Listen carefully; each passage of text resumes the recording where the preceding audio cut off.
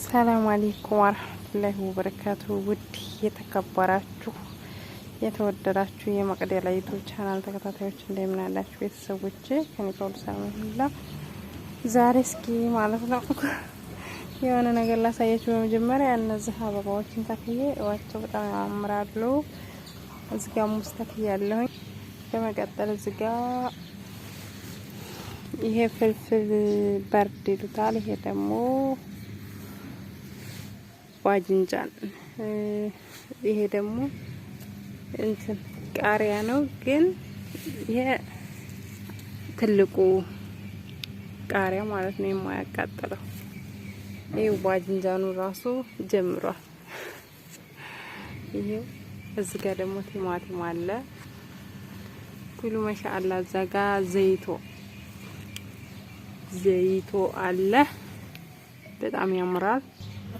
እና ውድ ቤተሰቦቹ ማለት ነው። እኔ ደግሞ ጎመን ነው ብዬ ገዝቼ ጎመን ይሄ እንትኑ ነው ምንድነው የሚባለው? ዝም ብሎ ይሄ ፍሬ የሚያወጣው እና ያኛው ጎመን አይደለም ማለት ነው።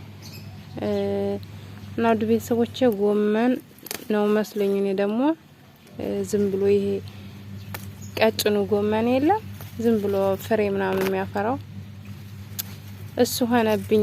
ጎመን ተክላለሁኝ ጎመን እበላለሁ ብዬ አስቤ ይሄንን ይመስላል። ፀሐይ ግን አለ ብዙም እንትን አይልም መሰለኝ። ይሄን ይመስላል። እኔ ደግሞ ጎመን የጓሮ ጎመን መስሎኝ ነበረ ስገዛው ማለት ነው። እና ፍሬውን እስቲ የምታውቁ የጓሮ ጎመን ምን አይነት ነው? ወይስ እንትን ነው የሚገዛው አትክልት? ይሄ እንትኑ ማለት ነው ጎመን እንዴት ነው ማለትም እንዴት ነው እንትን ማወቅ የሚቻለው? እና እኔ ፍሬውን ገዝቼ እንደዚህ ሆነብኝ። ይሄ ዝም ብሎ የማይረባው ይሄው አበባ ወጥቷል እኮ ይሄ።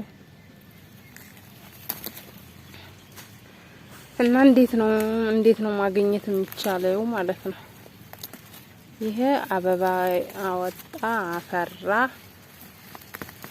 አይራባም ማለት ነው። አረ ደግሞ እንደው አረም ይሸታል። በዛ ውስጥ ትዝታ ያለባችሁ ገብስ አረም፣ ጤፍ አረም፣ ገብስ አረም አገራችን ማነው ትዝታ ያለበት? ካረም ክፉ ምንድነው? ካረም ክፉ ምን የሚባል አረም ነው? አያችኋት?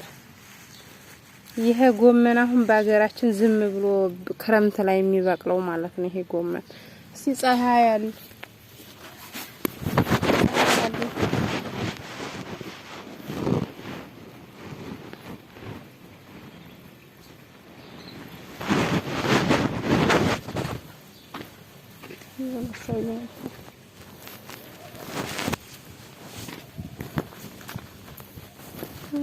ሰውዬ መጣብኝ ስልኩ